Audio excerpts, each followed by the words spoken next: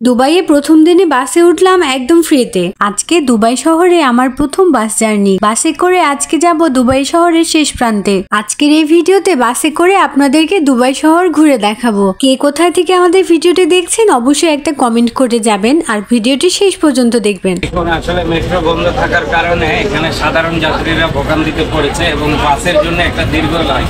তো এই রোদের মধ্যে লাইনে দাঁড়াটা সবার জন্য কষ্টকর, কিন্তু কিছু করার নাই। সবাইকে নিজ নিজ গন্তব্যে যেতে হবে এবং মেট্রো বন্ধ, বাসেই যেতে হবে। সেই দিনটি ছিল 19শে এপ্রিল, শুক্রবার। শুক্রবার দেখে সব জায়গায় একটু বেশি ভিড়, তার উপরে আবার মেট্রো বন্ধ ছিল, বাসে উপচে পড়া মানুষের ভিড়। গত ভিডিওতে আপনারা দেখতেই পেয়েছেন মেট্রো বন্ধ থাকায় বাসে কীরকম অবস্থা হয়েছে। তো আলহামদুলিল্লাহ বাসে ওঠার পরে আমাদের যাত্রা শুরু হয় আবু হিল মেট্রো স্টেশনের পাশেই বাস স্ট্যান্ড থেকে। প্রথম দিন বাসে উঠলাম, তাও আবার ফ্রিতে। ফ্রিতে কেন বলছি জানেন? যখন আমরা বাসে উঠি মানুষের এত ভিড়, কেউই কার্ড বেশিরভাগই পাঞ্চ করতে পারেনি। তো যারা যারা কার্ড পাঞ্চ করেনি তাদের সম্ভবত টাকা কাটবে না, আর বের হওয়ার সময়ও একই অবস্থা হয়েছে, তাই কেউই কার্ড পাঞ্চ করেনি এখানে যারা দাঁড়ায় আছে। মানে সম্পূর্ণ বাসে যতগুলো যাত্রী আছে সবাই বলতে গেলে ফ্রি যাচ্ছে, সেই সাথে আমরাও ফ্রিতেই চলে গেলাম। মেট্রোর মতো দুবাই শহরে বাস জার্নিরও অনেকগুলো সুবিধা রয়েছে, যেমন এখান থেকে 5 মিনিট পর পরই আপনি একটি করে বাস স্ট্যান্ড পেয়ে যাবেন, আর প্রতিটা বাস স্ট্যান্ডে প্রায় 2 থেকে 3 মিনিট পর পরই একটি করে বাসও পেয়ে যাবেন। যাত্রীদের জন্য এই বিষয়টা খুব ভালো হলেও কিছু কিছু সময় বিষয়টা অনেক বিরক্তকর, কারণ প্রতি 5 মিনিট পর পরই বাসটা একবার করে দাঁড়া যায়। যদি বাস স্টেশনে কোনো যাত্রী নাও থাকে তারপরও সেখানে তাকে দাঁড়াতেই হবে, এটা হয়তো তাদের রুলস। তা যাই হোক, এখন যে দেখতে পাচ্ছেন বাগানটি, এটি হলো আলমতিনা পার্ক বলতে পারেন। আলমতিনা স্ট্রিটের পাশেই অবস্থিত এই পার্কটি। এই পার্কটির দৈর্ঘ্য সম্ভবত 2 থেকে 3 কিলোমিটার। এই পার্কটিতে আমরা বেশ কয়েকবার আসছি, কিন্তু ভিডিও করা হয়নি, কারণ যখনই আসছি সন্ধ্যা হয়ে গেছে।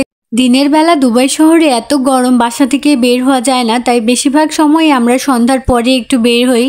কিন্তু এই বাগানটিতে অনেক স্বস্তি রয়েছে, চারদিকে গাছ থাকায় গরম অনেকটা কম। এখানে অনেকজনই বসে আড্ডা দিচ্ছে দেখতে পাচ্ছেন, কিন্তু আমার মতে সন্ধ্যার পরে এই জায়গাটা বেস্ট। সন্ধ্যার পরে এখানে অনেক মানুষের আগমন ঘটে, সন্ধ্যার পরে জায়গাটা একদম জমজমাট হয়ে যায়। তো যাই হোক, একদিন আপনাদের দিনের বেলা এই বাগানটি ঘুরে দেখাবো। এই আলমতিনার পাশে অনেক বাঙালি বসবাস করে। কিছুদিন আগে আমাকে একটা আপু কমেন্ট করেছিল এখান থেকে। আপু বলেছিল তারা আলমতিনাতে থাকে। তো আপুকে জানাই অসংখ্য ধন্যবাদ আমার ভিডিওগুলো দেখার জন্য। আপু যদি দেখে থাকেন তাহলে অনেক অনেক ভালোবাসা। আশা করছি আপনি ভালো আছেন। আমাদের ইউটিউব চ্যানেলটা যেহেতু নতুন, তাই আমাদের গ্রো করার জন্য অবশ্যই আমাদের চ্যানেলটা সাবস্ক্রাইব করে পাশে থাকবেন। তো আপনাদেরকে বলাই হয়নি আমরা আজকে কোথায় যাচ্ছি। আমরা আজকে যাচ্ছি আবু হিল থেকে আল রাশিদিয়াতে। তো আল রাশিদিয়াতে ডাইরেক্ট আবু হিল থেকে যায় না, তাই আমাদেরকে আরেকটা বাস চেঞ্জ করতে হবে। আমাদেরকে প্রথমে যেতে হবে ইউনিয়ন, তারপর সেখান থেকে আরেকটা বাস নিয়ে তারপর যেতে হবে আল রাশিদিয়া পর্যন্ত।